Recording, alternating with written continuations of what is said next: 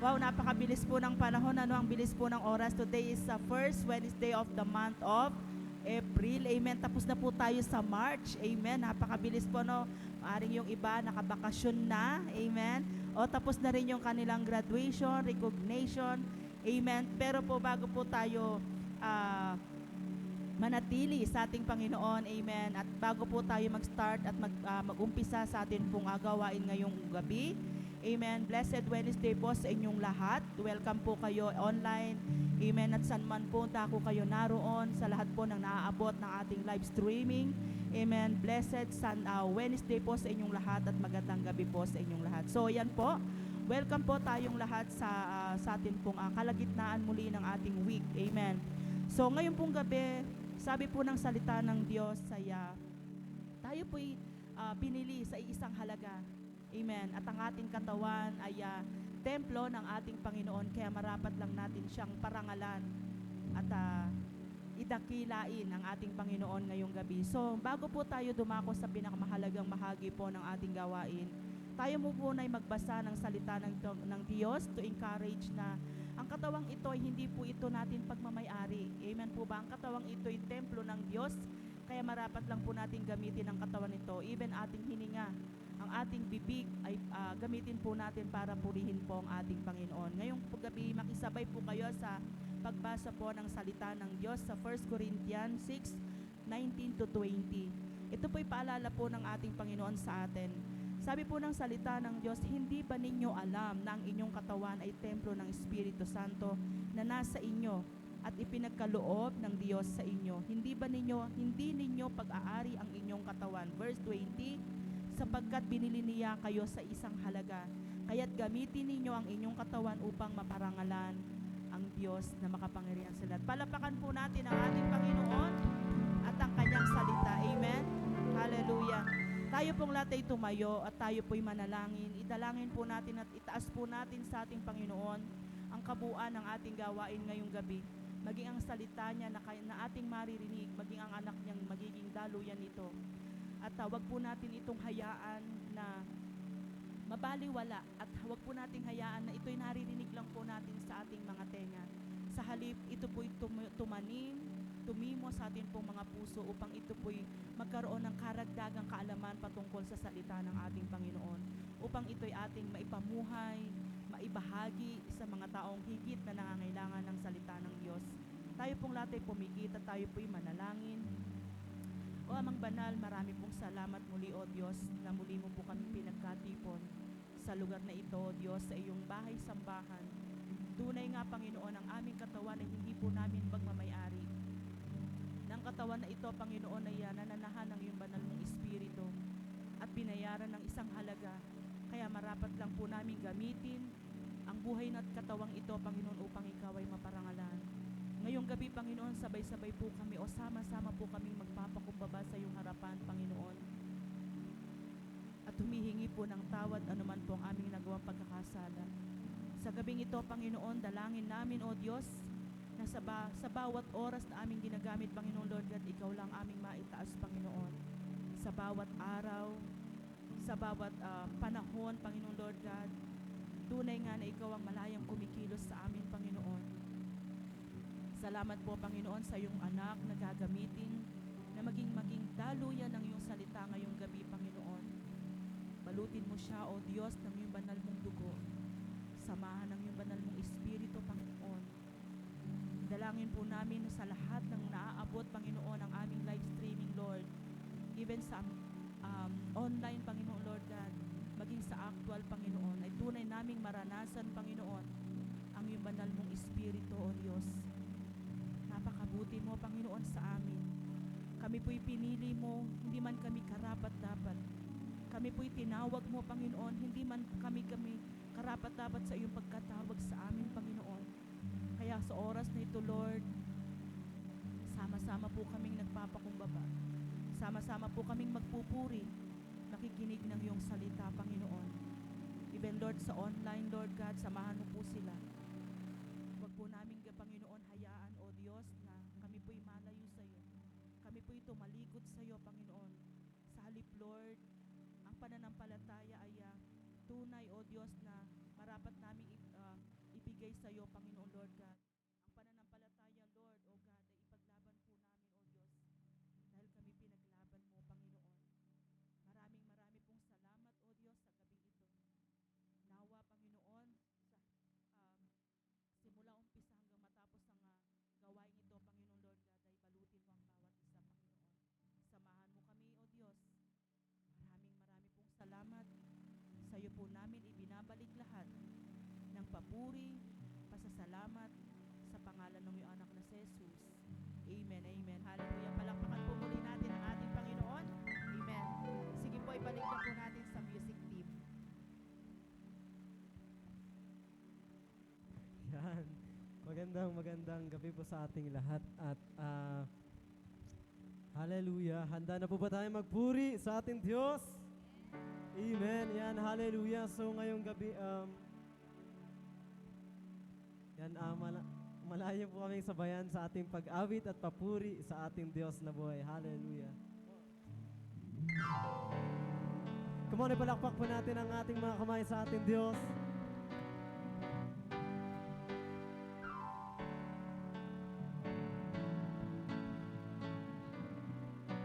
Hallelujah. Come on. Blessed be your name in the land that is plentiful, where streams of abundance flow. Blessed be your name. Blessed be your name when I'm found in the desert place. So I walk through the wilderness. Blessed be your name. Every blessing. Every blessing you pour out, I'll turn back to praise.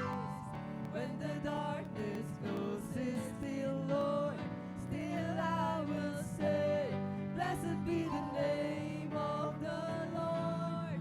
Blessed be your name. Blessed be your name. Blessed be the name of the Lord. Blessed be your glorious name. Blessed be your name when the sun's shining down on. Hallelujah. When the world's all as it should be. Blessed be your name. Blessed be your name. Blessed be your name on the road marked with suffering. There's faith in the offering. Blessed be your name. Every blessing. Every blessing you pour out, I'll turn back to praise. When the darkness closes in, Lord, still I will say, blessed be the name of the Lord. Blessed be your name. Blessed be the name. Blessed be the name of the Lord. Blessed be your glorious. Blessed be the name. Blessed be the name of the Lord. Blessed be your name. Blessed be the name of the Lord. Blessed be your glorious name. You give and take away. You give and take away.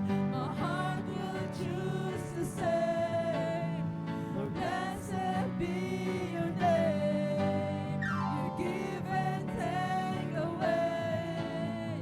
You give and take away. My heart will choose to say, Lord, blessed be your name. Every blessing you pour out, I'll turn back to praise.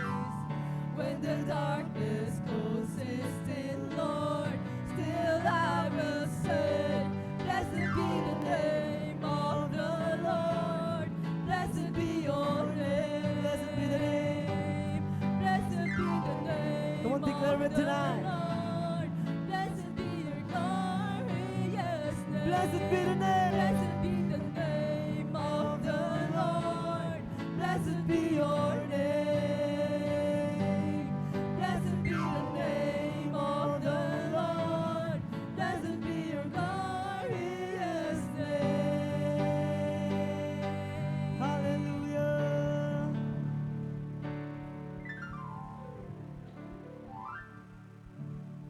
Hallelujah! Come on, church. Bigit po natin ang ating mga mata ngayon. At tayo po'y muling manalangin sa ating Diyos na buhay. Salamat, Panginoon. Muli, Panginoon, kami, Father God, ay Lord, nagpapasalamat, Panginoon, sa iyong kabutihan, Panginoon, sa aming mga buhay. Lord, humihingi kami, Panginoon, sa iyo, Father God, ng kapatawaran, Panginoon, sa mga nagawa namin, mga pagkukulang sa iyo, Father God. Lord, ngayong araw na to, ngayong gabing ito, Panginoon, dumudulog kami, Father God, sa iyong harapan. Nagsusumamo kami, Panginoon, Lord God, na Lord, kung ano man po, Lord God, ang aming mga pagkukulang, ay tulungan niyo po kami, Father God, na mapunan niyo po ito, Panginoon.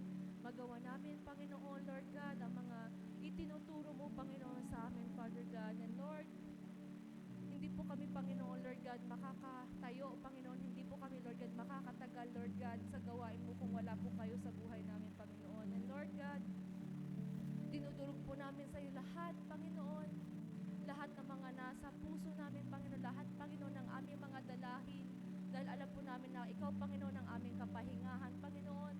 Ikaw, Panginoon, Lord God, makakapagbigay sa amin, Father God, ng kasagutan, Lord God. Ikaw, Panginoon, makakapagpapalakas sa amin, Panginoon, Lord God, kung kami man po ay nanghihina. Ikaw, Panginoon, ang aming kalakasan, Panginoon.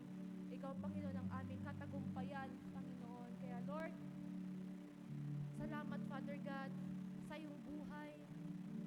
Salamat, Panginoon, sa pagmamahal, sa iyong habag, Panginoon, na binibigay, Panginoon, sa amin. Dakila ka, Panginoon, at wala kang katulad, Father God. Kaya nararapat, Panginoon, na ikaw ay bigyan namin ng pasasalamat, ng pag-awit. At Lord God, tanggapin mo, Panginoon, ang aming pagpuri sa iyo, Father God. Ang aming pag-awit para sa iyo, Panginoon, Lord God. Hallelujah.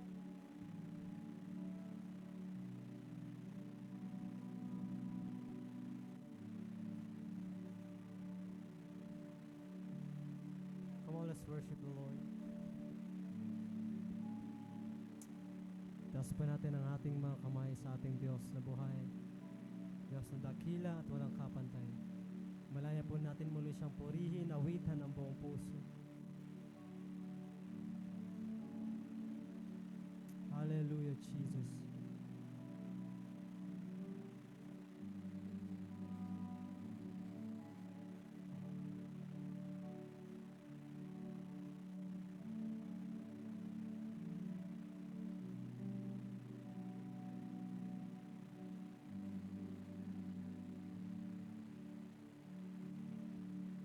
And the music fades, all is stripped away, when I simply come, longing just to bring something that's a word that will bless your heart. I'll bring you more than a song, for a song in itself is not what you all require. You search much deeper within, through the way things up. You're looking into my heart. I'm coming back to the heart of worship, when it's all about you. It's all about you, Jesus.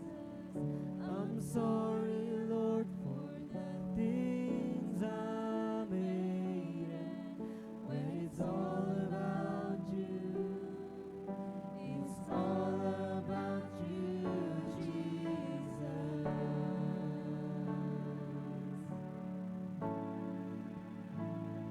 It's all about on, church. King of endless worth, no one could express how much you deserve.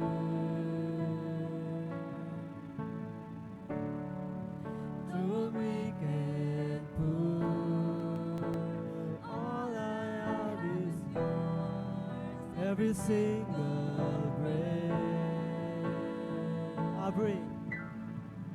I bring you more than a song, for a song in itself is not what you have required. You search much deeper within, through the way things appear. You're looking into my heart. I'm coming back. I'm coming back to the heart of worship, when it's all about you. It's all about you, Jesus. I'm sorry, Lord, for the things I made it. When it's all about you, it's all about you. It's all about you. One more time. I'm coming back to the heart of worship, when it's all about you. It's all about you. It's all about you, Jesus. I'm sorry, Lord, for the things I made it. When it's all about you, it's all about you, Jesus.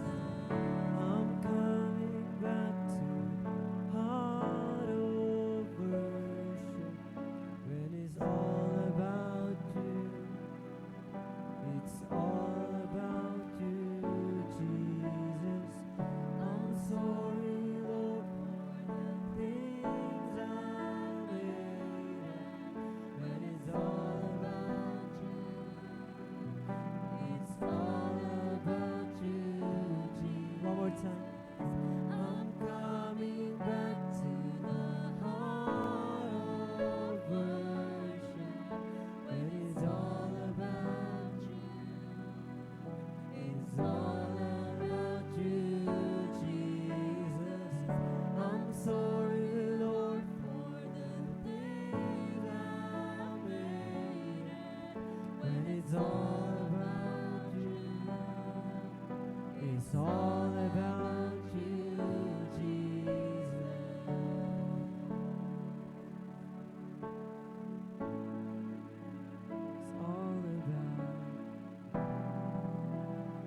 It's all about you, Lord.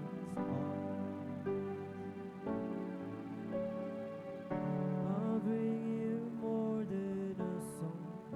I'll bring you more than a song. It's all about you, Jesus. I'll bring you more than a song. I'll bring you more than a song. It's all about you, Jesus. I'll bring you more than a song. I'll bring you more than a song. It's all about you, Jesus. I'll bring you more than a song. I'll bring you more than a song. It's all about you. It's all about you, Jesus. I'll bring you more than a song. I'll bring you more than a song. It's all about you, Jesus. I'm coming back. I'm coming back to the heart of worship, when it's all about you. It's all about you, Jesus. I'm sorry, Lord, for the thing I've made.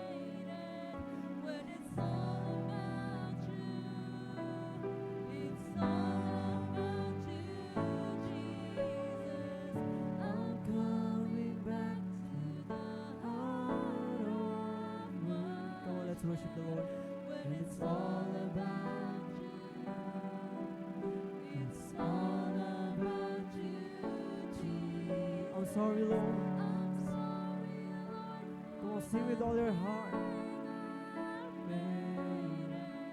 when it's all about you, It's all about you, it's all about you, Jesus. It's all about. When it's all about you, Lord. Hallelujah, Lord. Lord, we're sorry, Lord, for the things that we made into you, Lord. Hallelujah, Jesus. Lord, we give you our heart tonight. We worship, we praise your name, Lord. Lord, we lift your name in this place, Lord. Hallelujah, Jesus. Thank you, Jesus, for your goodness. Thank you, Jesus, for your mercy, for your grace on us, O Lord. Hallelujah, Jesus. Lord, ang totoong pagpupuri sa iyo, Panginoon, ay nagmumula sa puso, Panginoon. O Lord, it's all about you. It's all about our heart, Jesus.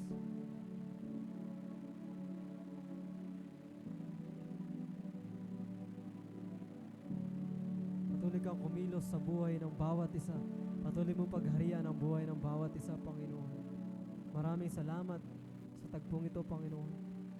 Lord, ang lahat ng pag-awit, ang lahat ng papuring ito ay para sa iyo lamang, Lord. Muli ka naming sinasamba, muli ka naming pinupuri, pinapasalamatan sa taglay mong kabutihan, Panginoon. Lord, we thank you, we praise your name, we worship your name, we adore your name. For yours is the kingdom, yours is the power, the glory, the honor, and adoration forever and ever. We love you, Jesus. We love you, Father. In Jesus' mighty name we pray. Amen and amen. Come on, clap your hands to the Lord. Hallelujah.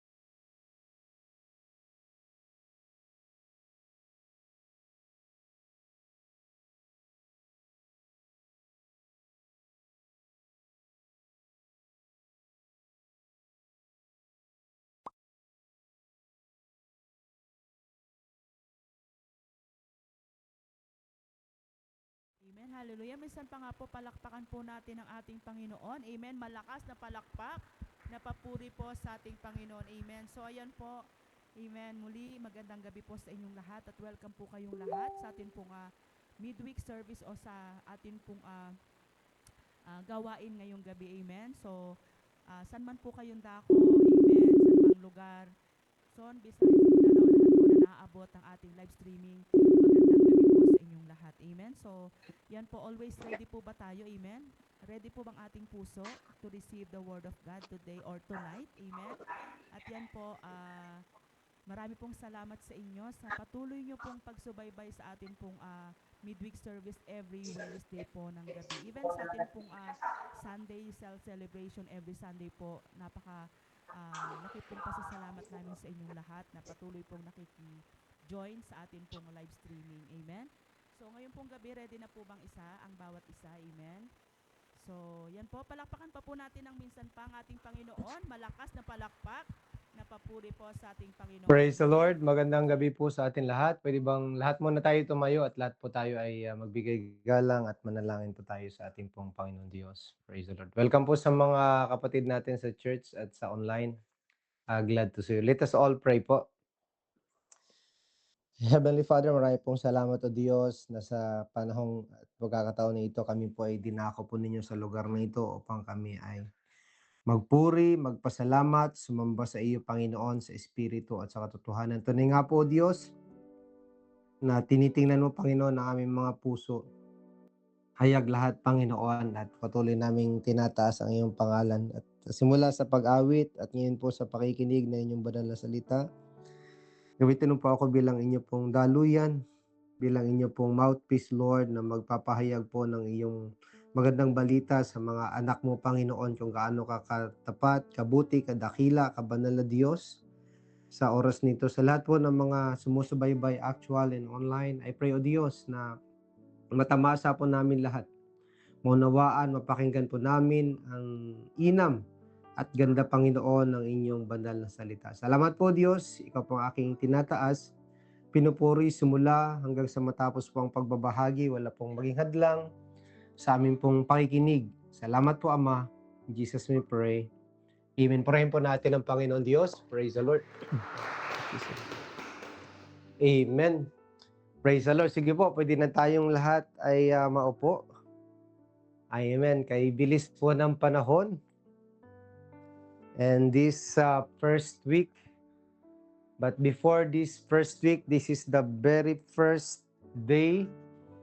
Okay, the very first day of the month of April. Sino po sa inyo ang nakaranas ng pagpapala ng Lord at the beginning of this day? Because today is a special day. April 1 po mga kapatid. Amen. Naway lahat po tayo ay we are sanctified, set apart. Amen po. And we are ready to move towards sa atin pong mabuting ginagawa o pinapagawa ng Panginoong Diyos sa atin pong mga buhay. Amen. We learned fast the month of March, pero ngayon po, this month of April ay may lalo tayong maraming gagawin sa mga pinapagawa po ng Diyos. So kailangan isantabi po yung busyness, laxity, laziness, kasi lahat po yun hindi nagdudulot ng kaayusan o kabutihan po sa ating pong mga buhay. And ngayon pong gabi, nais ko pong mag-share po sa inyo ng mahalaga pong mensahe. Amen. Patungkol po ito sa atin ng mga anak ng Diyos at patungkol po sa Diyos na nakakita ng ating pong katapatan sa Kanya. Amen po ba? So it's all about the sufficient and sustained by God. Ayan. Ito po yung title natin, no? Sufficient and sustained by God. Naway ang bawat isa po sa atin ay hindi masyado nasi-shake, hindi masyado nag-worry, hindi masyado nag-aalala, because we know that this season na ng mga nangyayari po sa ating mga panahon, that we have a God. Are you with me po mga kapatid? Amen? Hello, are you with me? Sino po sa inyo andyan ngayon, nakikinig, nagsusubaybay, na hindi ka gaano nag-aalala? Because alam mo na we have a God. Meron tayong Diyos na makapangyarihan, Diyos na may kakayanan, Diyos na nakakita ng ating kalagayan, Diyos na anytime kaya kang abutin, kaya kang tulungan. Amen. Kaya ang topic ko po is all about sufficient and sustained by God. Nakita ko na po ito. Bakit yung word dyan, sustained? Kasi it's all about, this is not just a teaching, but this is a testimony. Are you with me po kapatid? This is a testimony doon sa mga tao na nakaranas ng kabutihan at kagandahang loob ng Diyos. At ito po yung gusto ko pong ituro sa inyo and I want you to claim this spiritual teaching as a testimony din po sa buhay po natin.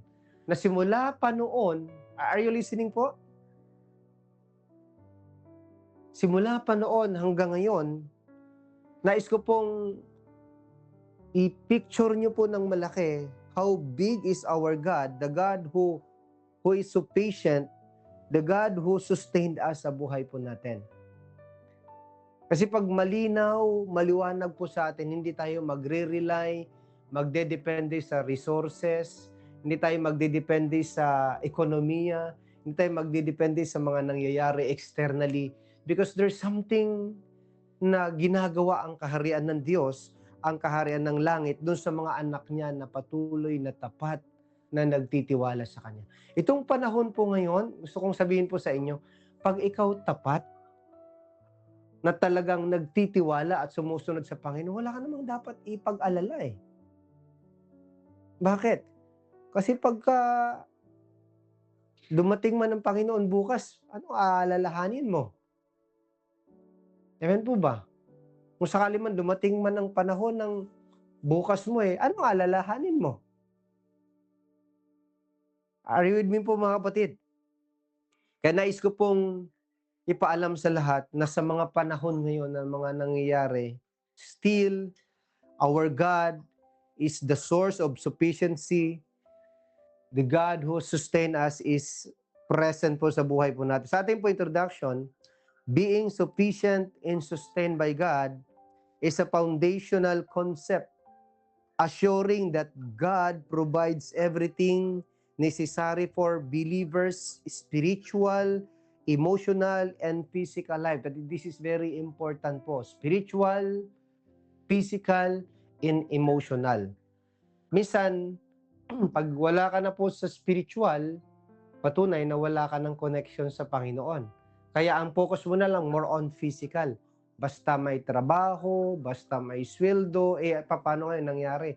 Nagmahala ng mga bilihin, nagmahala ng mga gasolina. Ang iba nga daw, maglakad na lang para hindi na maggasolina. Tama? Ang iba naman,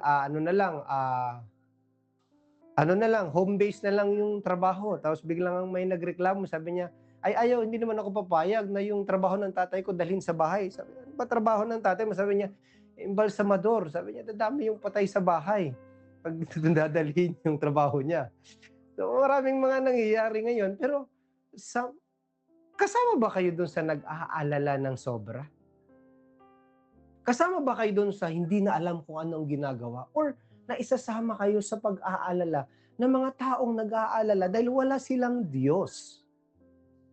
Because they don't know if this God whom we worship and serve faithfully, kung magsusustain, magsusupply ba talaga sa kanila pong mga buhay? Are you following po mga kapatid? Nasusundan po. Lahat na nagmahalan. Amen po ba? Pero yung benta mo, hindi ka man lang makapagtaas presyo. Ano na mga nangyari? Pero tandaan niyo po mga kapatid, meron pong Diyos na sufficient at kaya kang i-sustain, more than enough sa lahat ng pangangailangan mo.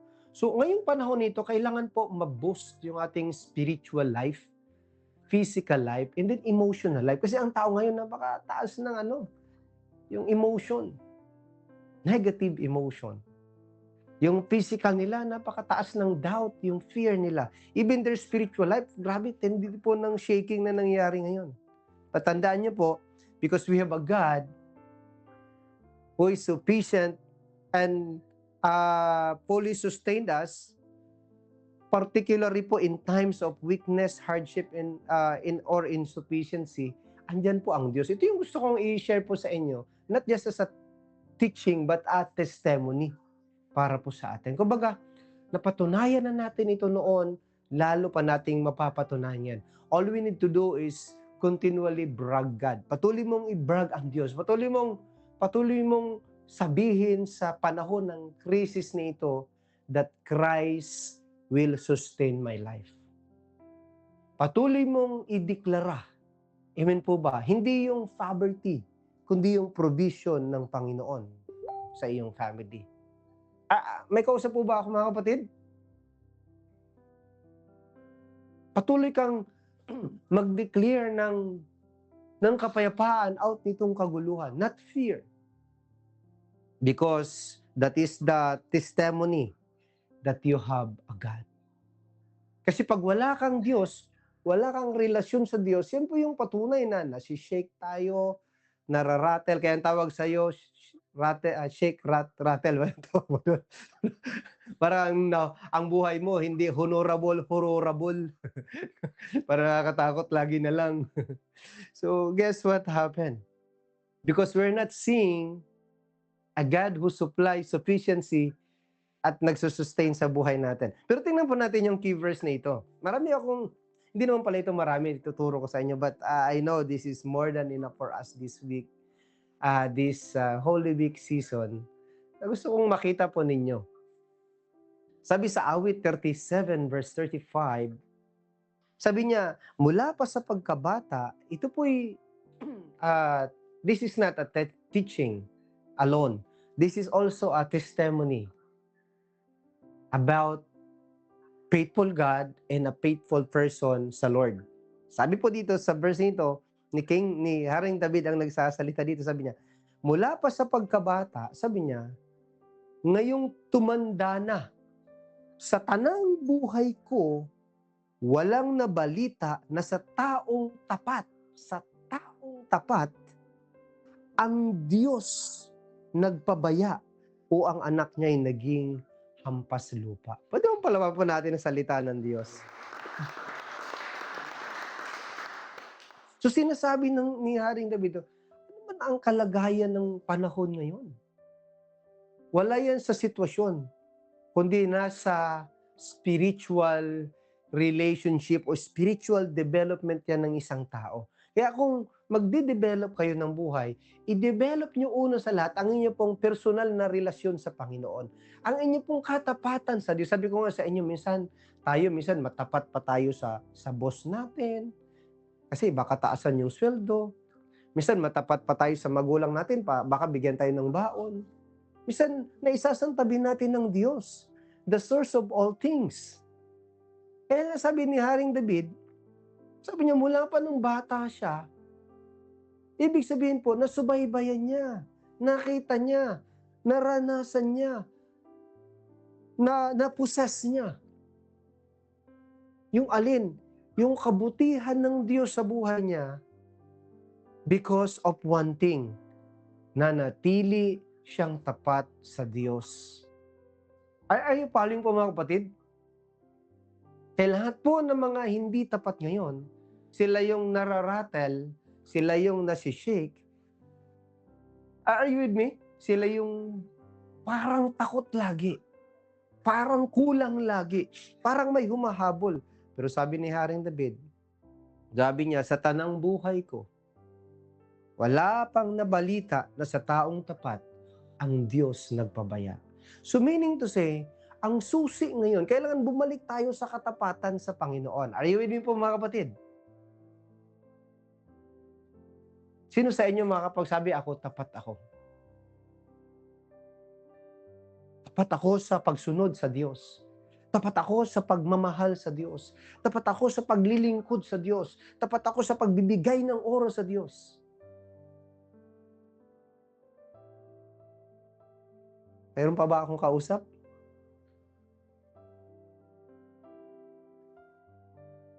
Sino po sa inyo ang willing ma-restore ang kanyang katapatan sa Diyos? Taas yung kamay. Bakit ko tinanong yan? Kasi, ito yung patutuo ng taong tapat. Kaya sabi ko nga sa inyo noon, kung ang aking mga magulang lang naging tapat, di sana ay nakita natin yung talagang kasaganaan ng Diyos sa buhay nila. Pero minsan iba ang nakita natin, parang mahirap na sitwasyon, nasasadlak lagi sa kahirapan, nauuwi sa mga problema, nauuwi sabihin ko na lang sa pangungutang, wag naman dun sa pangungutong, wag naman dun sa pagnanakaw, Pero bakit nangyayari po yan? Because of one thing. Pag naalis po ang katapatan sa Diyos, sarado ang kalangitan. Pero kapag namumuhay sa katapatan sa Diyos, bukas lagi ang kalangitan. Kaya sabi ni Haring David, mula pa sa pagkabata, ngayong tumanda na siya, wala siya ni isang nakita na ang Diyos nagpabaya. Ni ang kanyang mga anak naging hampas lupa. Oo nga naman. Kahit po ako, ano na ako ngayon, 39 and a half. Grabe, 39 and a half. 39 and 1/4 pala. Nakita ko yung mga totoo talaga na tapat. Meron kasing tapat-tapatan eh. Meron namang tapat lang, meron namang tapat noon at hindi na tapat ngayon. Meron namang hindi tapat noon pero tapat na ngayon. Pero yung talagang tapat, ang ibig sabihin talaga ng tapat, yan ang katumbas ng sumusunod sa Diyos. Naglilingkod sa Diyos. May pundasyon, matibay ang kanyang sandalan sa Diyos. Nagpupuri sa Diyos, ginagawa ang kalooban ng Diyos. Yan po ang ibig sabihin ng tapat, yung ino-honor, piniplease ang Diyos. Sa lahat ng kanyang ginagawa, ang Diyos ang kanyang priority. Kaya ngayon pong April 1, dapat po ang number 1 priority. Pag sinabing tapat ka sa Diyos, hindi ka dapat tapat sa boss mo lang, tapat sa parents mo, tapat sa boyfriend mo, girlfriend mo, tapat sa asawa mo. Hindi ka dapat tapat lang doon. Dapat number 1 na katapatan na atin pong binibuild up. Kumbaga, dapat ano yan, balut yan ng protection. Dapat yung katapatan natin sa Diyos. Are you following po? Kasi yan po ang solusyon at sagot sa any situation na kinakaharap natin sa buhay. Tingnan niyo po yung mga tapat. Relax ang mga tapat eh. Tingnan niyo mga hindi tapat. Aligaga. Takot na takot. Alalang alala. Pero kapag tapat ka, gugulat sila, uy, gera na sa Middle East. Bakit parang relax ka pa dyan? Alam naman kunin ko yung bomba nila, dito ko pasabugin sa harapan natin.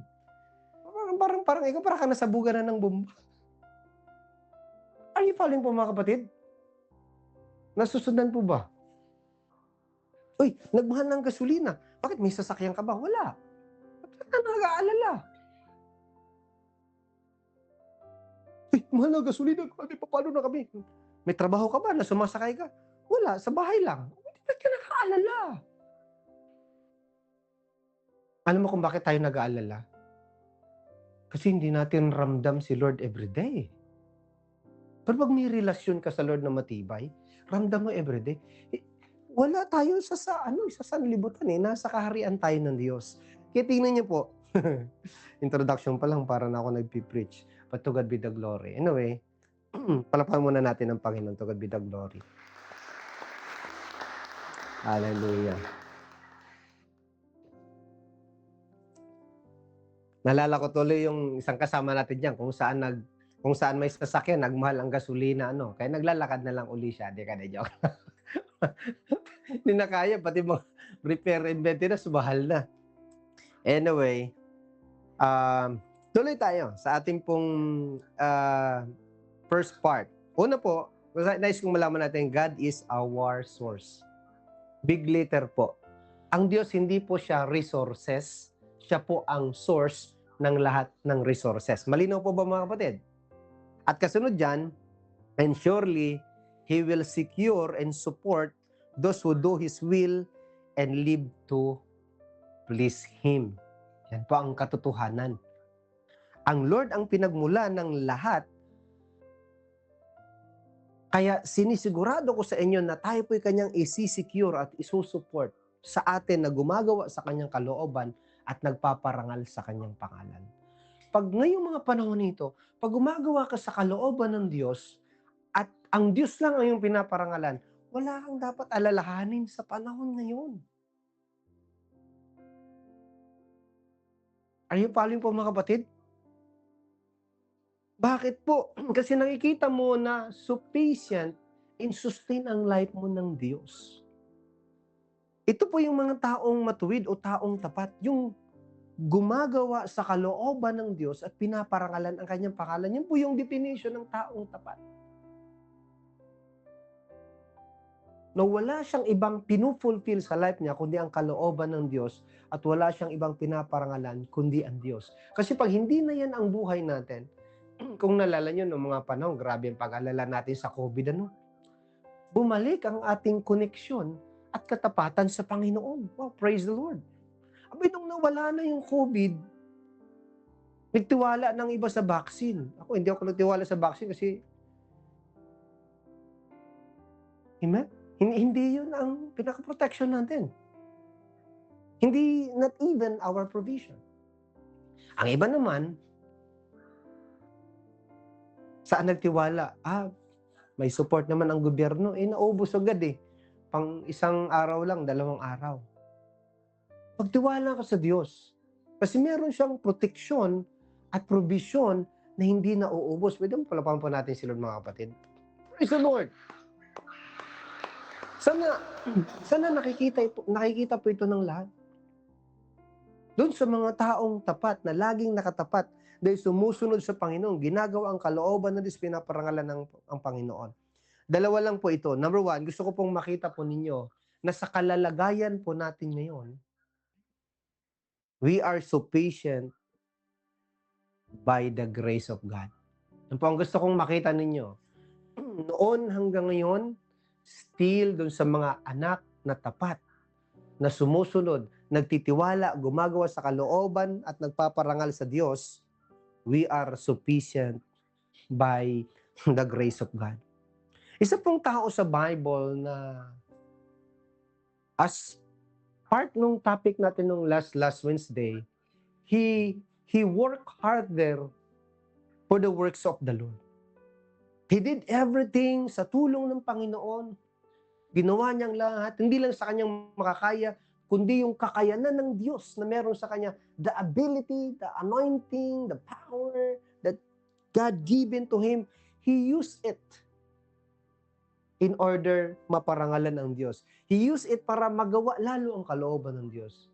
Then suddenly, this person, despite sa kanyang kasipagan, despite sa kanyang katatagan sa paggawa sa kalooban ng Diyos, meron siyang challenges na kinakaharap sa kanya pong buhay. Welcome, bro. Meron siyang kinakaharap sa buhay na kung saan mahirap na sitwasyon, mahirap na kalalagayan sa kanya pong buhay. At alam niyo po kung ano nangyari? Gustong-gusto niyang ituloy lahat ng mga ginagawa niya sa buhay. Kaya lang, siyempre, laging meron pong opposition. Are you with me po? Tandaan niyo po ito. Sa paggawa po natin, sa pagiging tapat po natin sa Diyos, at sa paggawa natin sa Kanyang kalooban, laging may opposition. Pag sinabing opposition, nakaposition to oppose you. Kaya ang tawag sa Kanya, opposition. Meron ba diyang andyan pa na nakaupo pero ino-oppose ang kalooban ng Diyos? Ayan. Ang tawag diyan, opposition. Amen. Yung wala nang natira, ang tawag ko doon, opposition. Di ba? Ubus na. I want you to follow. Kasi si Apostle Paul, he is a man of God that he work harder and the works of the Lord. Kaya lang si Satanas, siya po ay naging opposition. Amen po? Siya po ang humadlang sa paggawa ni Paul, sa pagtrabaho ni Paul. Amen. Sa inyo po, tanong ko sa inyo, sino ang humahadlang sa inyo po ngayon? Sino ang nagpapadala sa inyo ngayon ng mga bagay para hadlangan tayo sa ating ginagawa sa Panginoon? So si Paul, sabi niya, sa verse 7, kasi siya po'y binigyan ng matinding trabaho, matinding kapahayagan, at itong trabaho at kapahayagan na ito po'y kanyang trinabaho, kapahayagan, ito'y kanyang naunawaan sa tulong ng Panginoon. Inangat ng Panginoon ang level niya sa spiritual. Pero sabi sa verse 7, ngunit upang hindi ako magyabang sa dami ng kamanghamanghang mga bagay na nasaksihan ko, ako'y binigyan ng pahirap sa aking katawan na nagsisilbing sugo ni Satanas upang pahirapan ako. At nang sa gayoy, hindi ako maging palalo. Tingnan niyo po yung purpose. Si Satanas na oposisyon para i-oppose o para i-hinder siya sa ginagawa niya sa pagsiserve sa Lord o sa pagpapahayag ng magandang balita o sa pagtrabaho sa gawain ng Panginoon. So si Satanas po ay nagbigay sa kanya ng pahirap.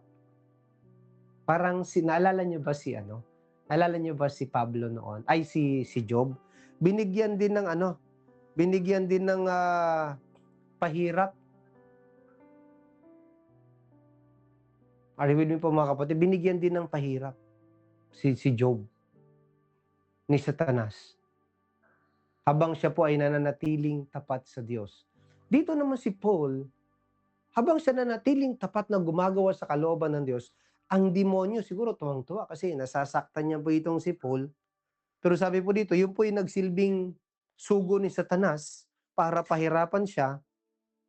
Pero warang kalam-alam si Satanas, sabi niya, nang sa gayoy hindi ako maging palalo. Ayan. Parang yung positivity doon, para hindi siya maging palalo, hindi siya magmataas, hindi siya magmayabang. Kasi minsan ganyan tayo, pag marami na accomplishment, marami na nagagawa, parang pwede na magyabang. Pero kay Pablo, talagang intentionally, yung kalagayan niyang yun po ang, kumbaga, naging parang protection, yung mahirap na sitwasyon, para hindi siya magmayabang o maging mayabang. Sa verse 8, sabi po, 3 beses akong nanalangin sa Panginoon na alisin ito. So he prayed. He continually prayed po sa kanyang personal na kalagayan. Ngunit ganito ang kanyang sagot. So tumugon ang Panginoon sa panalangin ng isang matuwid. Sabi niya, ang kagandahang loob ko ay sapat na para sa iyo. Pwede bang palapan po natin si Lord? Praise the Lord. Pag binasa po natin ito sa English, ang sagot ng Panginoon sa mahirap na sitwasyon ni Paul, despite sa kanyang katapatan sa paggawa sa kalooban ng Diyos, ang sagot ng Panginoon, sabi niya, my grace is sufficient for you. Sabi niya, sapagkat lubusang nahahayag ang aking kapangyarihan kapag ikaw ay mahina. Tingnan mo yung katabi mo. Alam mo, nung walang sakit yan, kung saan-saan nakakarating yan. Kung ano-ano ang pinapanood niyan. Umamen.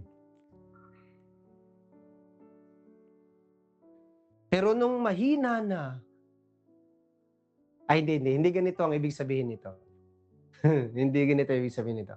Pero sa atin, parang ganun sitwasyon din na parang, grabe, nung wala pang sakit, ala, kung saan nakakarating, pasyalan, outing, birthdays, celebrations. Pero hindi man lang makarating sa gawain ng Panginoon.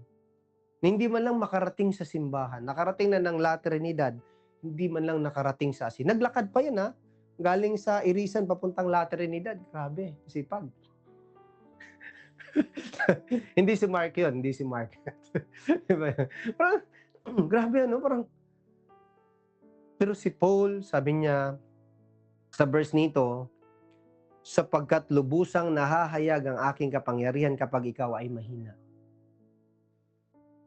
Kaya sabi niya, kaya't buong galak kong ipinagmamalaki ang aking kahinaan upang manatili sa akin ang kapangyarihan ni Kristo. Pwede bang palapan po natin si Lord? Ayun napakalinaw. Praise the Lord. Hindi siya nagre-reklamo. Hindi siya nag-worry. Bakit po? Kasi nananatili ang kapangyarihan ni Kristo po sa kanya. Yung power ng Panginoon na nananatili sa kanya. Yan po yung sufficient. Saka yan po ang nagsusustain sa kanya para matuloy niya ang kanyang mabuting ginagawa na nagpaparangal sa Diyos. Are you following po mga kapatid?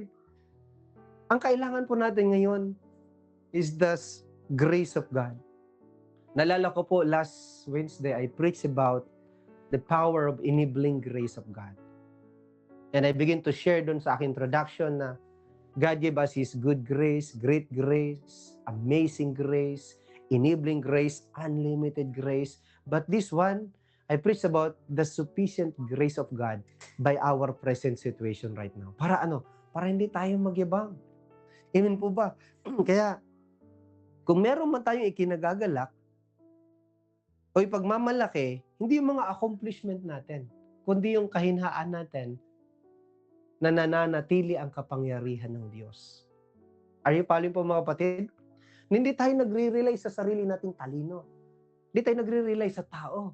Hindi tayo nagre-rely sa lakas. Hindi tayo nagre-rely sa resources. Hindi tayo nagre-rely sa ating pinag-aralan o degree. Kundi alam natin, hindi ko magagawa, hindi ko makakaya ito kung hindi ako sasamahan o kung hindi dahil sa kapangyarihan ng Panginoon. Amen po ba? At pag yan lagi ang binabrag natin, amen, hindi tayo mapupulaan ng kaaway, hindi tayo magiging palalo, hindi tayo magiging mayabang. Kaya sabi sa verse 10, alang-alang kay Kristo, ako'y may kasiyahan sa gitna ng mga kahinaan. Praise the Lord. Sino sa inyong may ganung patotoo? Nang dahil sa Panginoon. Kaya kasi kung wala kang relasyon sa Panginoon at nagkaroon ka ng kahinaan, nawawala yung kasiyahan kasi nababaon sa kasalanan. Are you with me? May kausap po ba ako mga kapatid? Pero pag meron kang relasyon sa Panginoon, amen po ba, na matibay sa ating Panginoon Hesus? Sabi niya, meron siyang kahinaan, pero meron siyang kasiyahan. Yung kasiyahan niya, sa gitna ng kanyang kahinaan, hindi nawawala. Dahil ang totoo po doon, si Lord ang nagko-cover sa kanya. Ang Panginoon nagsusustain sa kanya. Ibig sabihin, hindi mawawala. Amen po ba? Because si Lord, yun po yung source ng joy. Pwede bang palaban po natin si Lord? Amen po ba? Hindi yung trabaho mo. Hindi yung girlfriend at boyfriend mo. Sabi nung nagkaroon ng shoota, kapag wala ka na, wala na rin ako. Wala nang saysay ang buhay ko. Wala nang kaligayahan. Tama lang na ganyan ka. Kasi inalis mo ang Panginoon sa istorya ng buhay mo. Are you with me po mga kapatid? Mawala man ang lahat, pero andyan sa iyo ang Panginoon still, your peace, your joy, then your grace is always available. Pwede bang palaban po natin si Lord? Praise the Lord. Basahin ko po ng buo. Alang-alang kay Kristo, ako'y may kasiyahan sa gitna ng mga kahinaan, mga pangungutya o mga pagkutya, mga kahirapan, mga pag-uusig at mga kagipitan. Sapagkat kapag ako ay mahina, doon ako nagiging malakas.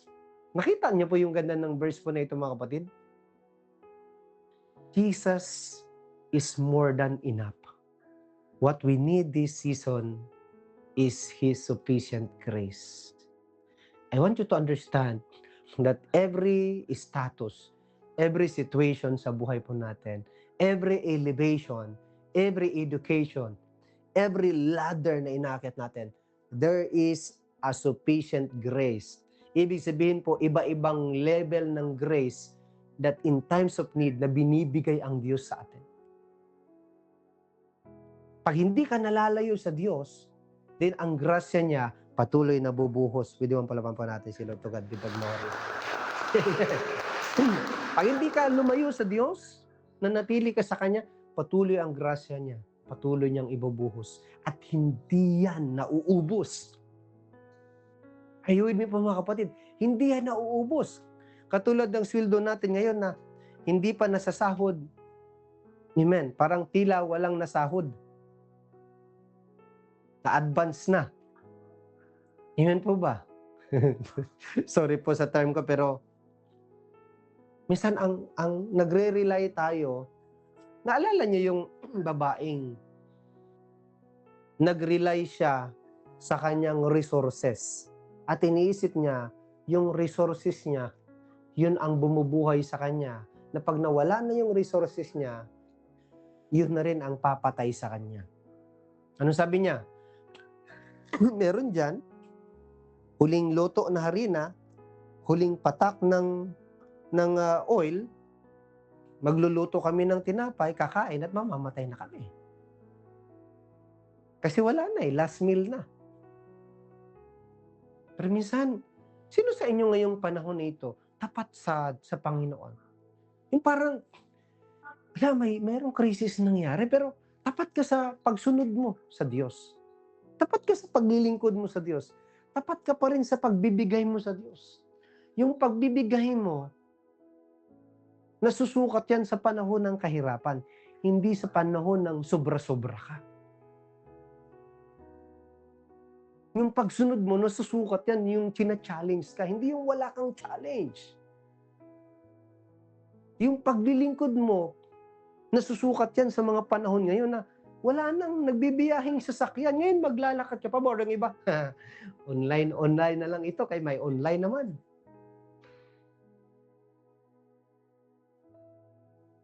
Pero si Paul, dito natin makikita, despite sa kanya pong mga pinagdaanan, despite sa mga pangungutya, despite sa kahirapan, despite sa pag-uusig, despite sa kagipitan, na ginigipit siya ng mga tao, ng leader sa paligid niya, tuloy pa rin siya sa kanyang mabuting ginagawa.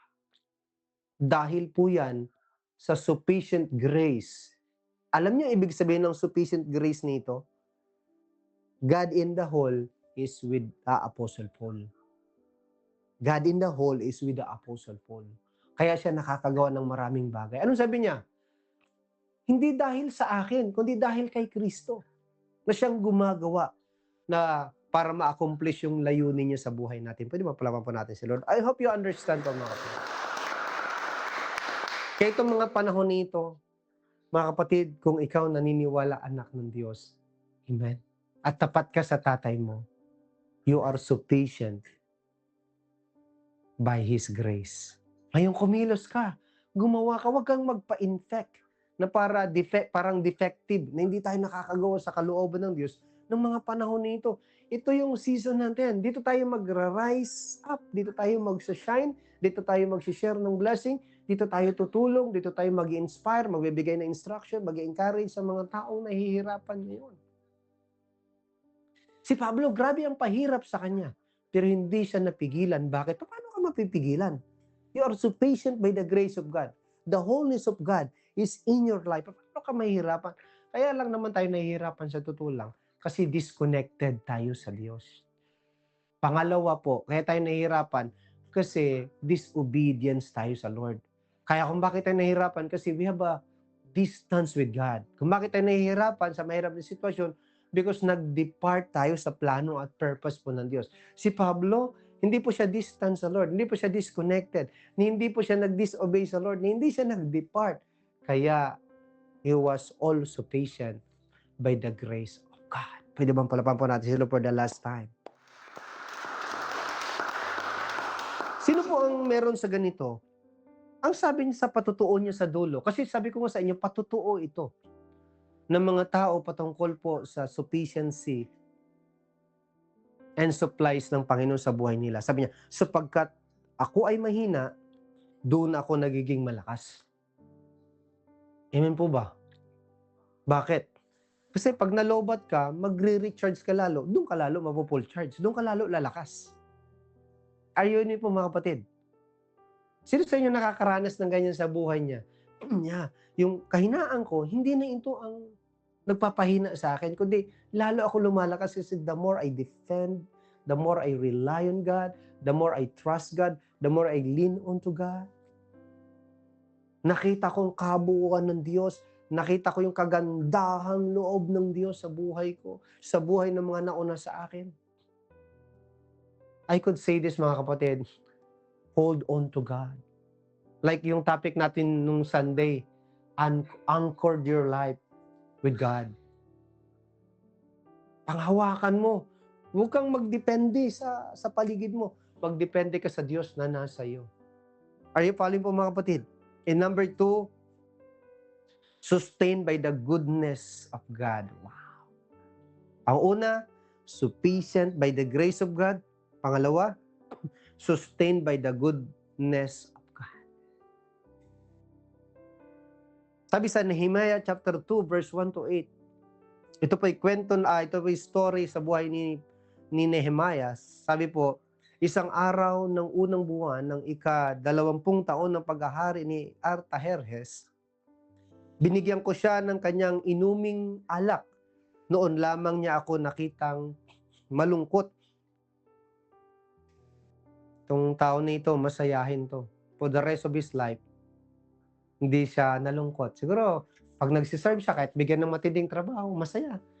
Pero nung first time na yon, noon pa lang, sabi niya ako nakitang malungkot. Kung ibig sabihin, kung 20 years na siyang nagsiserve, 20 years siyang masigasig, masayang nagsiserve sa king. Kasi siya yung cup bearer ng king. Siya yung nagsiserve nung inumin sa hari. Sa verse 2, tinanong niya ako, bakit ka nalulungkot? Tingin ko sa iyo, wala ka namang sakit. Tingnan mo yung katabi mo. Ayan. Pakisabi, tingin ko'y wala ka namang sakit. Sabihin mo, tingin ko'y wala ka namang sakit.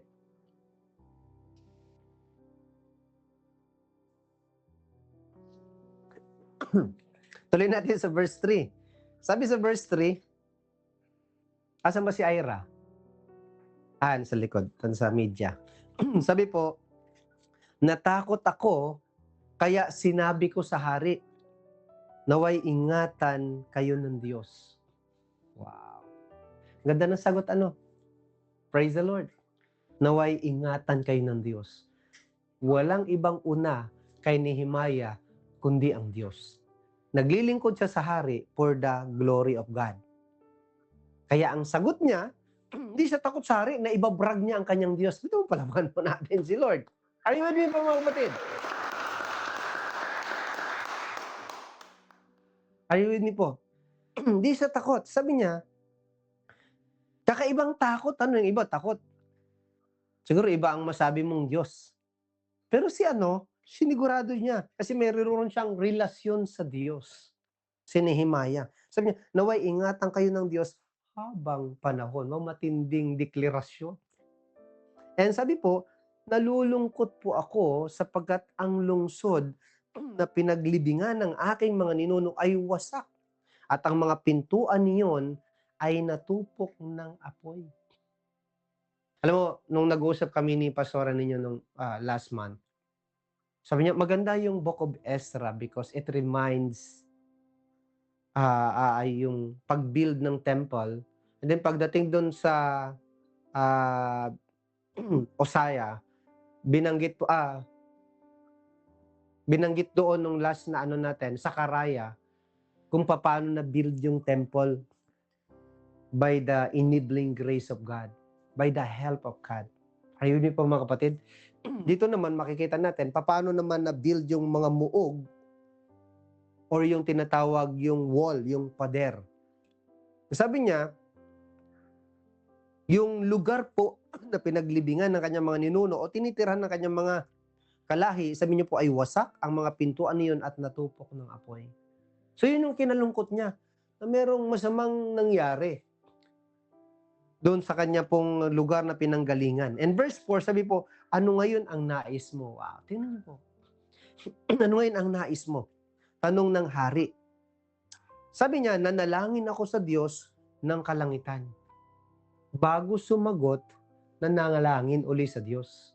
Pwede mong palapan po natin si Lord. Praise the Lord. Sana magkaroon tayo ng katapangan at katatagan katulad po ni Pablo at ni Nehemiah sa panahon natin ngayon. Ngayong unang araw nito ng 2026 ng April, nanalangin ako sa Diyos ng kalangitan.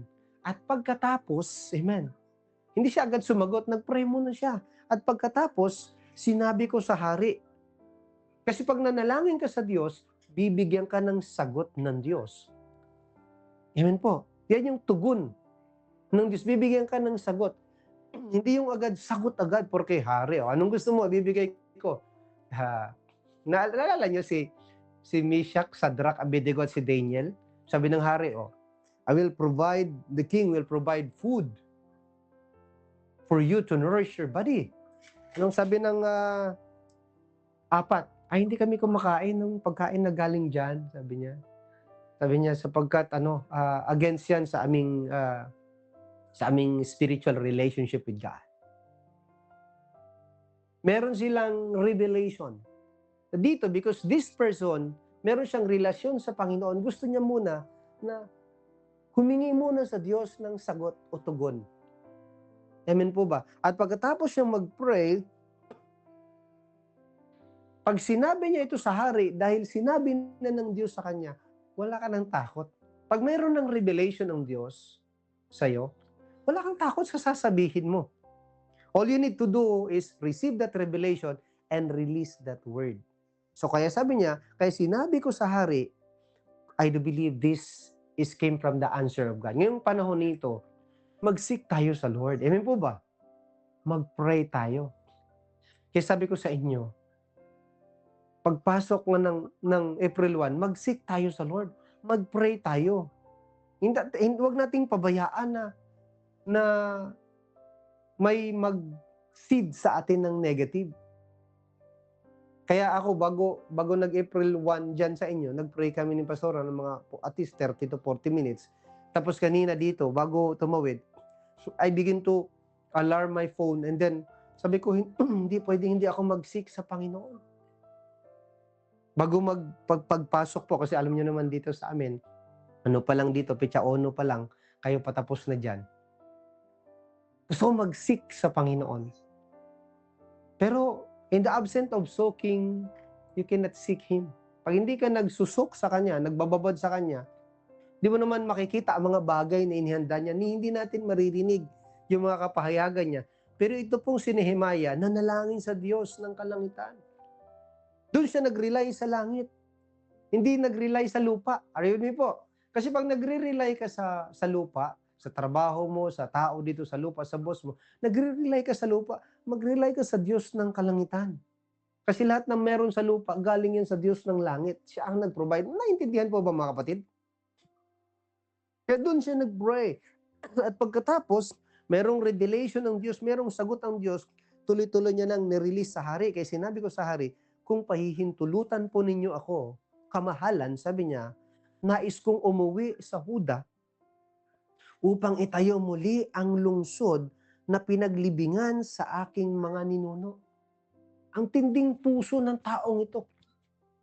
Grabe yung concern niya sa kanyang family. Grabe yung concern niya sa kanyang pinanggalingan.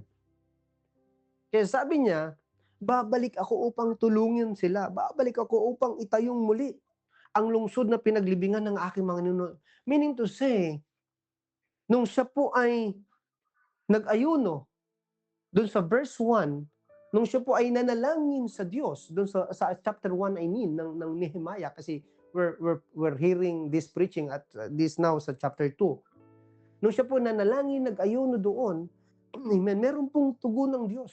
Nung nagpe-pray at nagpa-fast siya, doon po nilagay ng Panginoon sa puso niya itong vision nito to restore the wall of Jerusalem.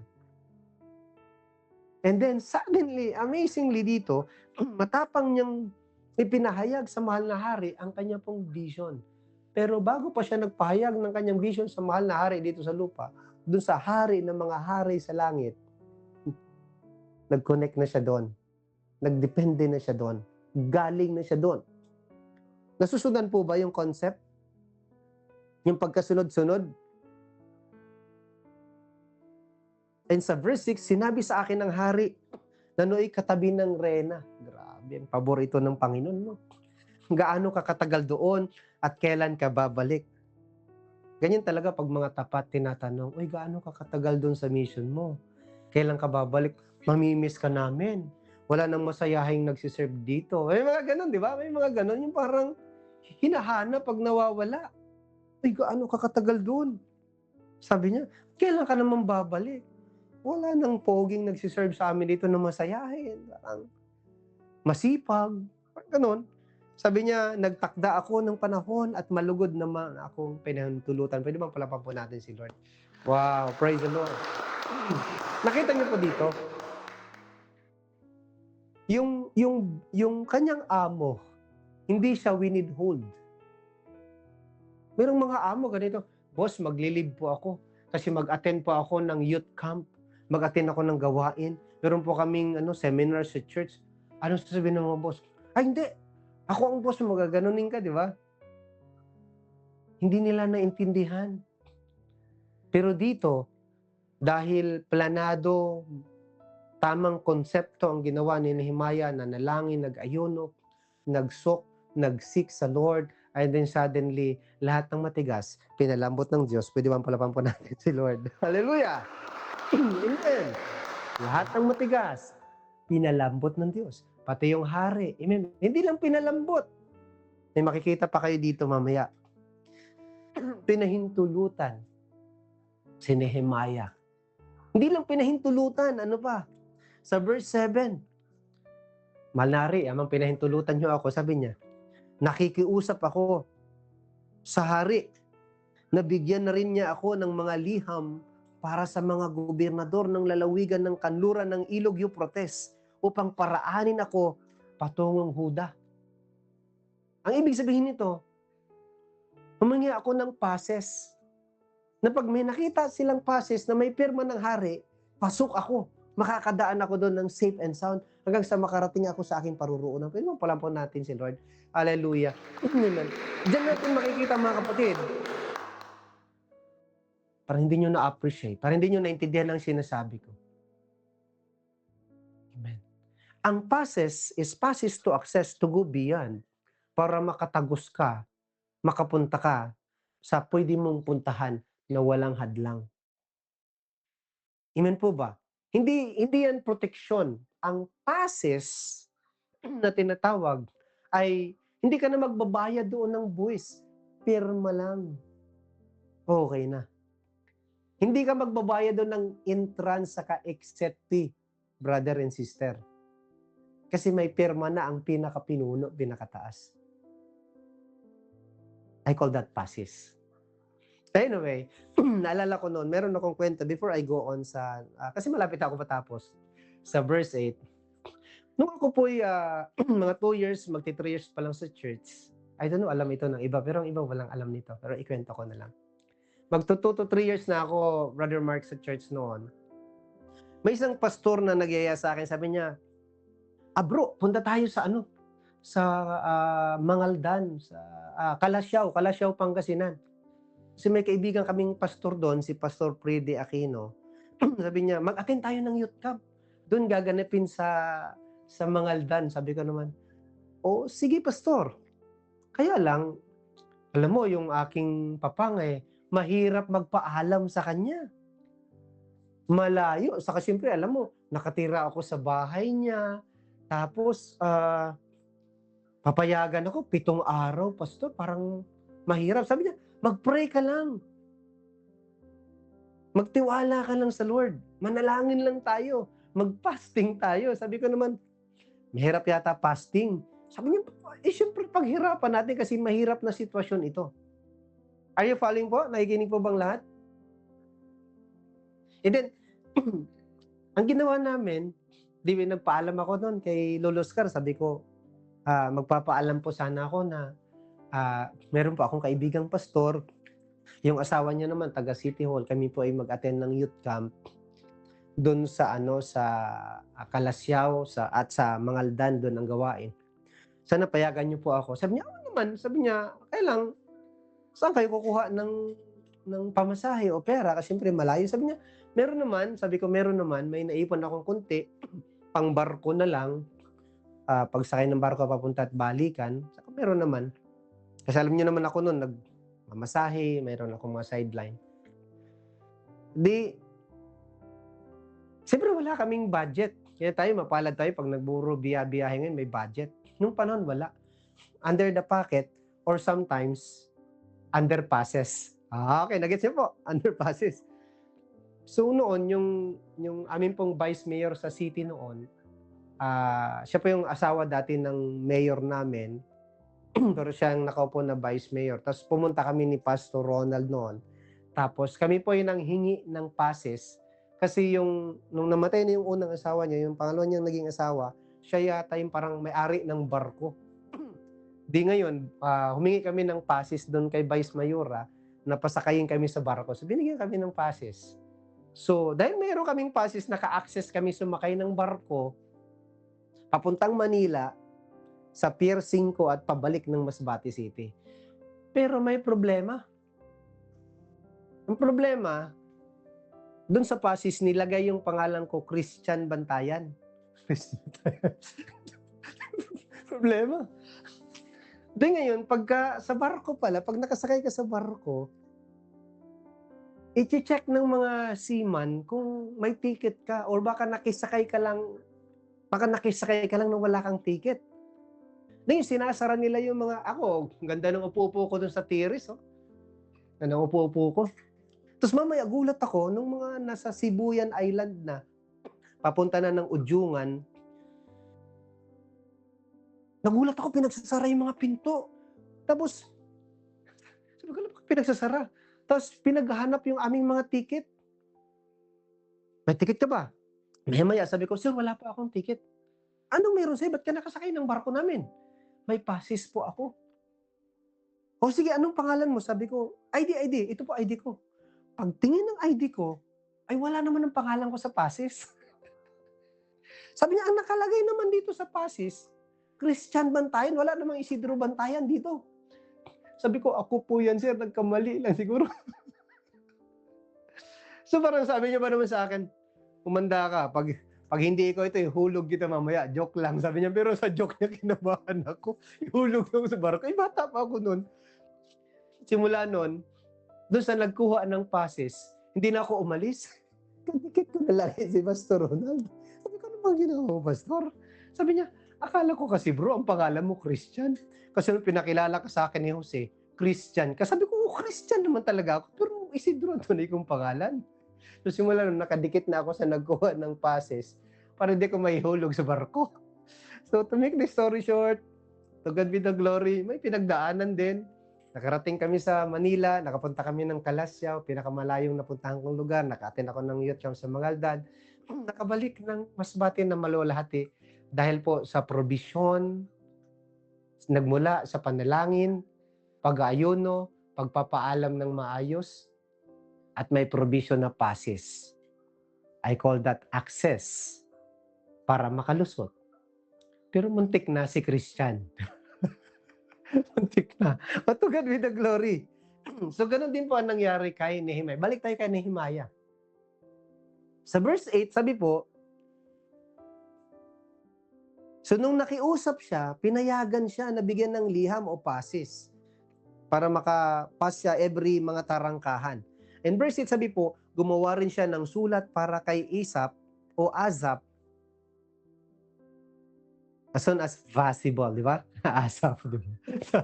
Kay Asaph, sabi po, gumawa din siya ng sulat kay Asaph, ang tagapamahala ng kagubatan ng kaharian upang bigyan ako ng mga trosong gagamitin sa pintuan ng muog ng templo. Pwede mo palapakan muna natin si Lord. I want you to understand this.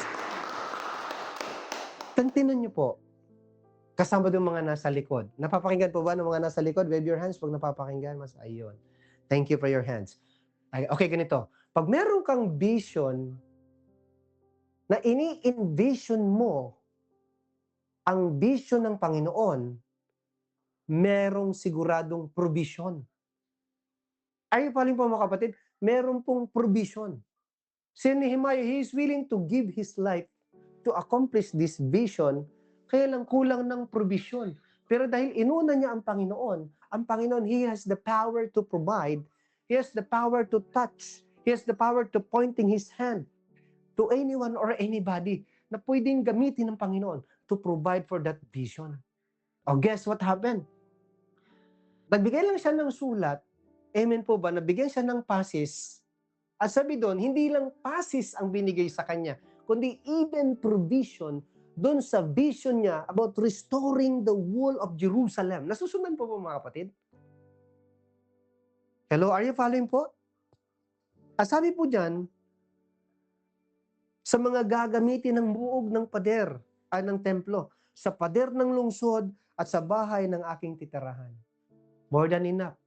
Hindi lang doon sa kanyang vision, maging sa kanyang shelter, provided. Ano niyo po, mayroon ba akong kausap dito na sana kakampi ko sa vision? Kasama ko sa vision. Nung pinakita ng Panginoon yung lugar natin, I hope you appreciate this mga kapatid. Kasi ang iba, parang walang gana, parang hindi naintindihan ito eh. Hindi nyo alam, this is God's provision. Mahalin natin ito, pahalagahan natin ito.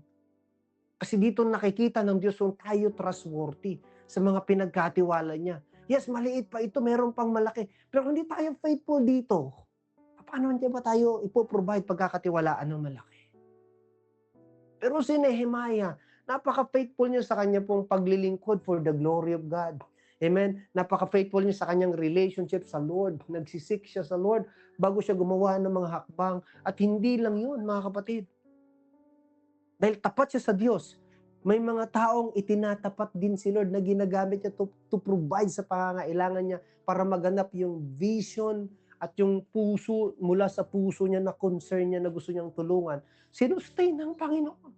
Kasi kung si Nehemiah lang, wala siyang magagawa. Kasi isa lang siyang hamak na naglilingkod na taga-silbi po as a cupbearer.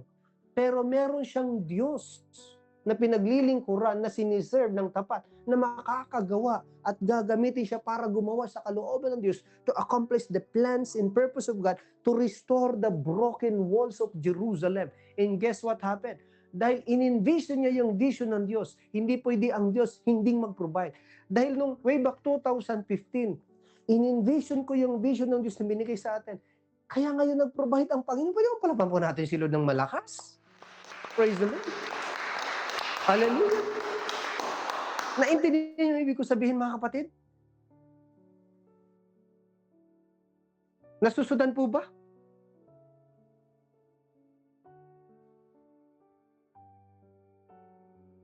Sana maintindihan niyo po. Kasi si Nehemiah, ganun katindi yung puso niya. May ginamit ang Diyos. Andyan lang. Minsan kaharap mo lang gagamitin ng Diyos. Gusto bang i-challenge ang bawat isa na? I-restore mo po yung katapatan mo sa Panginoon.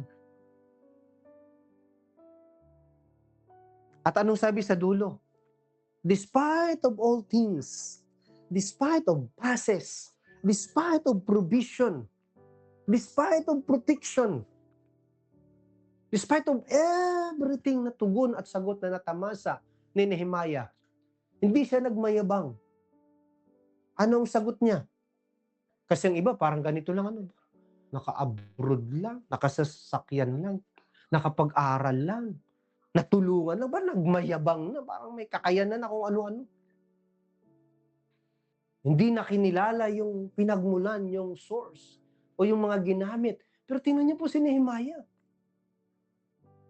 Tingnan niyo po, sabi po dyan, ang lahat ng ito ay ginawa ng hari dahil sa kabutihan ng Diyos sa akin. Pwede bang palapak mo natin si Lord? Praise the Lord.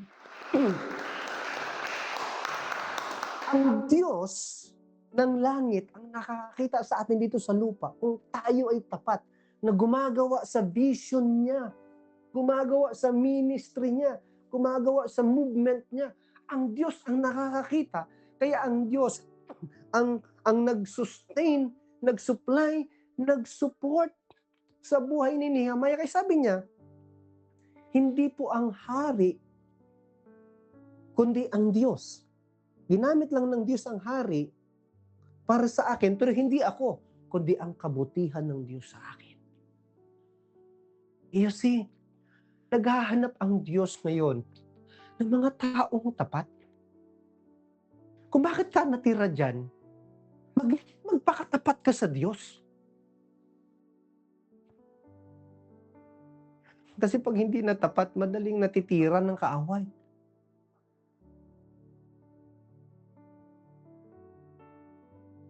Ang mga taong tapat, pinagkakatiwalaan niya ng malaking vision ng Panginoon.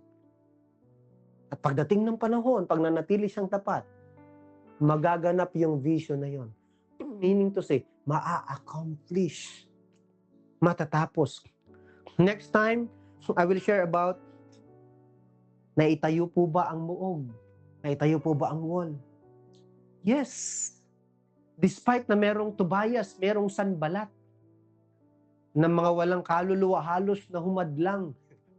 Tobias, Sanbalat, may balat pero walang kaluluwa, na humadlang kay Nehemiah, na gumawa to restore the wall of Jerusalem.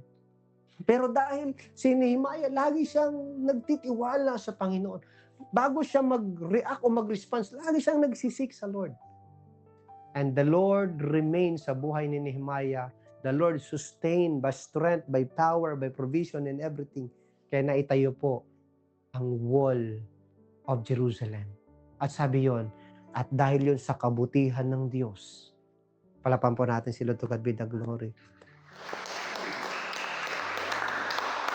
Kung bakit siya ngayon nakakatayo, pwede bang lahat tayo tumayo? Kung bakit siya ngayon nakakatayo,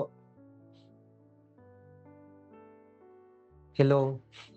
Kung bakit siya ngayon walang sakit, o kahit may sakit nakakatayo, kung bakit siya ngayon andyan nagsiserve sa church, andyan nakikinig sa online, it's not by anyone or anybody. It's all about Him. It's all about the grace of God. Sabi ko nga sa inyo, there's a certain level of grace na may kausap po ba ako mga kapatid? There's a certain level of grace na binibigay ang Diyos sa mga anak niya na gumagawa sa kalooban niya. Tumaharap sa mahirap na sitwasyon.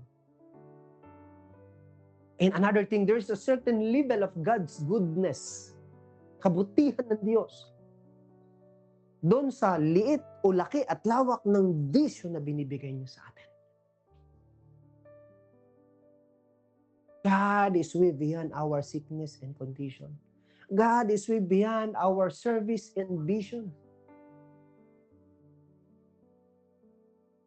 Maybe God can use me, or God can use anybody. Even God can use your boss, can use your parents. Masabi nga ni Jentisen, the best one is even God can use our enemy to provide for our needs. So dito natin makikita, sa Awit chapter 32 verse 11, sabi po dito, lahat ng tapat kay Yahweh, magalak ng lubos. Pwede bang palapakan po natin si Lord? Everybody shout, hallelujah! Praise the Lord! Amen! Amen. Bakit kunti na lang ang nagagalak sa church? Kasi minsan magalak, peke na yung kagalakan. Bakit? Kasi pag nawala ang katapatan, yung totoong kagalakan, nawawala din. Ang iba, drama lang. Kaya nga, maraming tinatawag na maraming hipokrito sa loob ng simbahan. Bakit? Kasi ang kaganalang kagalakan, na-rehearse. Bakit? Pero pag tapat ka sa Diyos, hindi mawawala yung kagalakan. Doon sa mga tapat, yung joy. Because, sabi sa Bible, ang pagpapala sa kaharian ng Diyos, amen po ba? Una sa lahat, kapayapaan, kabutihan, at kagalakan. Pag ikaw ay nasa kaharian ng Diyos ngayon, sa panahon ng mga nangyayari ngayon, ang kaharian na magpo-provide doon sa pangangailangan mo at doon sa personal mong buhay. Pwede mo palapan po natin ng malakas si Lord. At sabi din sa kasunod, dahil sa taglay nilang kabutihan ng Diyos. Nababasa niyo ba dyan mga kapatid? Dahil sa taglay nating kabutihan ng Diyos. Tanong ko po sa inyo mga kapatid, nararanasan niyo ba ngayon itong tinatawag kong there is a certain level of grace? May iba-ibang level ng kagandahang loob na binigay sa atin ng Panginoon. Ayon sa ating pangangailangan, sa paggawa natin sa Kanyang kalooban. Nararanasan niyo ba itong kabutihan ng Diyos? Certain level of God's goodness sa ating buhay. Depende sa paggawa natin, sa pag-advance natin ng Kanyang vision sa buhay natin. Nararanasan niyo po ba ito mga kapatid? Kaya lahat ng tapat kay Yahweh, magalak na lubos. Dahil sa taglay nilang kabutihan ng Diyos, sumigaw sa gala, ang lahat sa Kanya'y sumusunod. Walang sumigaw kasi kukunti lang sumusunod. Everybody shout hallelujah. Praise the Lord. Alawan po natin si Lord.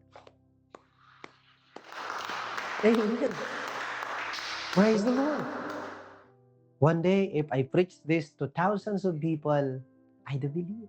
There's thousands of voices na sisigaw, sumisigaw, nagpupuri sa Lord dahil sa kabutihan ng Diyos.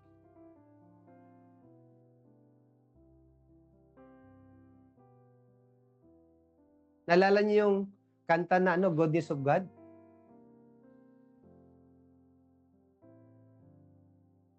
Amen. Kaya sa ating pong conclusion, sabi po, those who are faithful are fully supplied by God, the source of all good things, and lack nothing. Kaya panabawa natin si Lord. Praise the Lord. Hallelujah. Thank you, Lord. Kaya, mga kapatid, ikaw na andyan sa church, ikaw na nakikinig online, huwag mong walain ang katapatan sa Diyos. Kasi ang kabutihan ng Diyos, laging bago at available sa mga taong tapat. Sabi ko nga sa inyo, bukas ang kalangitan at laging nagbubuhos ng pagpapala para sa ating pangangailangan. Una, sa kaligtasan natin. Pangalawa, sa pangangailangan natin. Pangatlo, sa vision na binigay sa atin ng Panginoon. Kaya huwag kang pumayag na wala kang vision. Amen? Kaya tayo nagtatrabaho sa church, not just to receive from the Lord, but to continually do the works of the Lord. Sabi sa Philippians 4 verse 19, and my God will liberally supply, fill until full, your every need according to His riches in glory in Christ Jesus. Pakisabi sa katabi, napakayaman ng Diyos. Napakayaman. Gaano katindi ang sitwasyon ni Apostol Pablo, tinapatan ng matinding habag ng Diyos. Gaano katindi ang pangangailangan ni Nehemiah para ma-restore ang wall of Jerusalem. Tinapatan ng provision ng Diyos. Not just provision. Even God touches these people na sasamahan si Nehemiah to restore the world. Kaya sabi po sa Tagalog, buhat sa hindi na mauubos na kayamanan ng Diyos. Tingnan niyo po anong nangyari sa bansa natin. Ubos na ang kayamanan, nagaling sa tax natin. Dahil sa korupsyon, walang nakitang proyekto. Pero huwag niyong ikalungkot yun. Ipasa Diyos natin. Tumingin tayo sa Diyos. Kaya nga, pag sumusunod ka at nagbibigay ka sa Diyos, wala kang takot. Pag nagtatanim ka sa Diyos, wala kang takot. Kasi doon buhat sa Kanya ang iyong provision. Tama po, hindi doon sa investment mo na nagpa-fluctuate o pluck down. Sa kaharian ng Diyos, walang pluck down. Amen po ba? Laging sinabi niya, ang balik, pagtapat ka sa Diyos, ang balik ng Diyos, una, bukas na kalangitan. At ibubuhos niya siksik, liglig, umaapaw. Hindi lang yan patungkol sa kaligtasan natin. Patungkol pa yan sa provision ng pangangailangan natin. At sa Kanya po, hindi siya mauubusan. Kasi siya nga po ang source. Sabi niya, ibibigay niya ang lahat ng inyong kailangan sa pamagitan ni Kristo Jesus. Pero ang tanong ko sa inyo, meron ka bang relasyon sa ating Panginoong Jesus? Kasi ang makakaranas lang nito, yung nakakonect sa ating Panginoong Jesus. Pagbukas, duro-diretso sa atin. Walang makakapigil.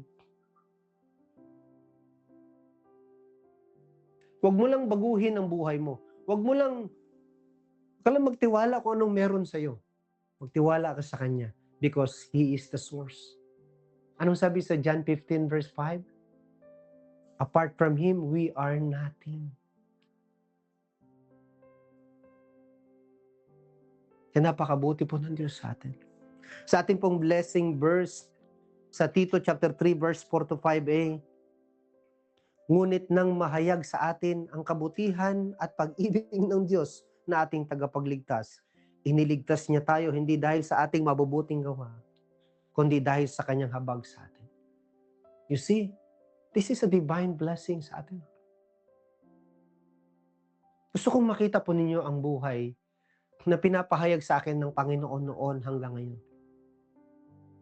Na ang pagpapala ng Panginoon, dalawa yan. Sa lupa at sa langit. Kasi pag tapat ka dito sa lupa, sumusunod ka, naglilingkod ka, gumagawa ka sa kalooban ng Diyos. Meron kang kaligtasan. Meron kang kaunlaran. Meron kang kapayapaan. Meron kang kabutihan at kagandahang loob ng Diyos at kagalakan. Hindi yan nawawala. Available yan sa atin. Bakit po? Kasi ito ang magandang balita. Ang kaharian ng Diyos na hindi nakikita. Amen. Nung bumaba ang Panginoon, dala-dala niya. Kaya ito yung pinapangaral natin. Ang magandang balita patungkol sa kaharian ng langit. Na bagaman andito tayo sa sanlibutan, pero hindi tayo nakasalalay o sumusunod sa mga makasanlibutan. Kundi namumuhay tayo sa pamumuhay sa kaharian ng langit. Kaya, pag sumusunod tayo at namumuhay ng tapat, ang kaharian ng langit bukas.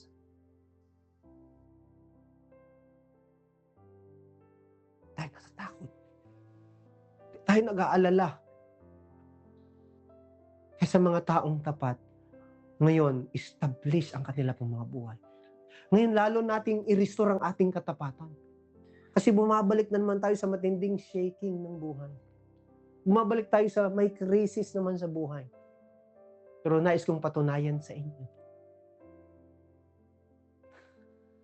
Nung panahon sa Egypt, merong lugar doon, sabi doon, yung mga pagmamay-ari ng mga priest ng Lord o ng mga anak ng Lord doon sa Goshen, hindi napasok, hindi nasalanta ng krisis, ng famine, ng mga insekto, ng maninira, ng mananalakay. Bakit? Because they are under the kingdom of the Lord. They're under the protections of the Lord. Gusto kong pong sabihin sa iyo ngayon na ikaw po nakikinig. As long as you are connected to God, you're under the covering of Christ. We cannot deny the external situation, but continue to develop your deeper relationship with God. Enjoy His grace. Enjoy His goodness. Palapan po natin si Lord. To God be the glory.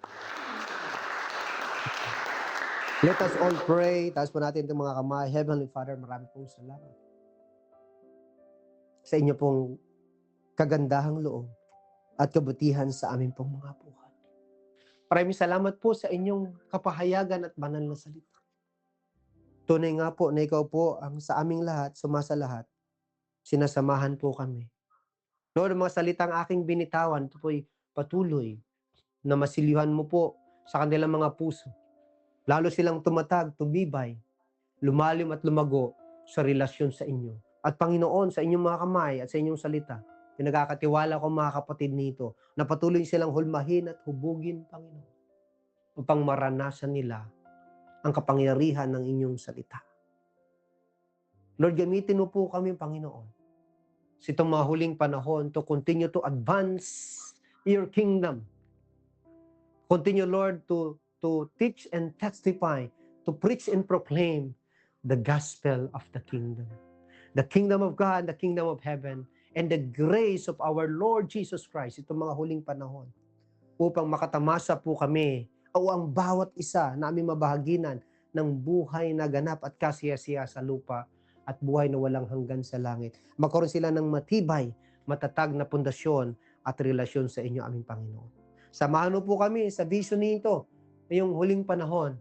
Use us mightily for your glory. In Jesus' mighty name we pray. Amen. Palapan po natin si Lord. To God be the glory. Naway, bago ko po kayo bitawan, naway ako po ay nakapagbahagi sa inyo ng salita ng Panginoon na nagbigay sa atin ng inspirasyon at instruction at direksyon ngayong mga huling panahon, itong mga panahon na may mga magulo at mahirap na sitwasyon. Wala pong mahirap sa anak ng Diyos na tapat sa Kanya. Maraming salamat po. Ibahagi po natin itong ating mensahe sa ating pong online. Amen? At we continue to work out po sa ating pong online kasi nagkaroon ng problema sa ating account, but thy will be done for the glory of God. So, see you next time po. At God bless sa ating pong lahat. Bye-bye po.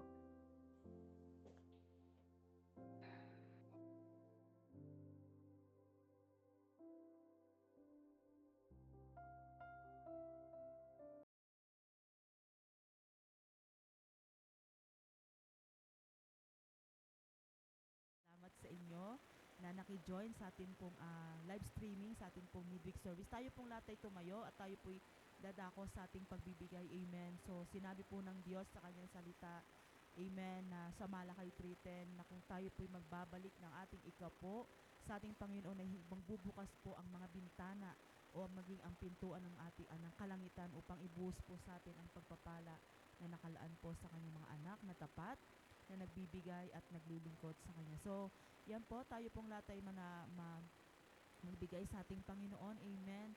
Thank you po sa ating buting pastor, even sa kanya pong asawa na si Pastora Deseline from Canada. Amen. See you soon po, Pastor. Amen. Hallelujah. Nang tayo pong lahat ay manatiling nakatayo, tayo po'y manalangin bilang pagtatapos po ng ating gawain ngayong gabi. Amen. Tayo pong lahat ay pumikit at tayo po'y manalangin. Pagpasalamat muna sa ating Panginoon ng kabuuan po ng ating gawain ngayong gabi. Amen. Hallelujah. Taas po natin ang ating mga kamay. Amen. O Amang Banal, muli o Diyos, kami po'y nagpapasalamat sa iyo, Panginoon, sa salita na yung naming narinig, Panginoon, mula sa aming pastor, Panginoon, Lord God. Salamat po sa kanyang buhay na patuloy, O Diyos. Hallelujah, Lord God, na walang sawa, O Diyos, na naghahatid ng iyong salita sa iyong mga anak, Panginoon, O Diyos.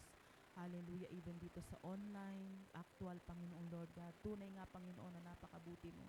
Even, Lord, sa bawat sentimo, Panginoon, Lord God, sa bawat mga kamay na nagbigay, Panginoon, Lord God. Hallelujah, sa kabila, Panginoon, ng nararanasan naming ngayon, Panginoon Lord God, ay naging tapat kami, Panginoon, sa pagbibigay, Panginoon.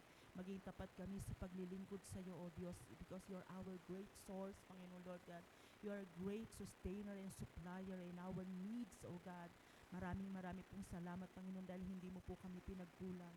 Hindi mo po kami pinabayaan, Panginoon, o hindi mo kami pababayaan, Panginoon Lord God. Sa halip, Panginoon, kung saan po kami mahina, ay doon po kami pinapalakas, Panginoon Lord God.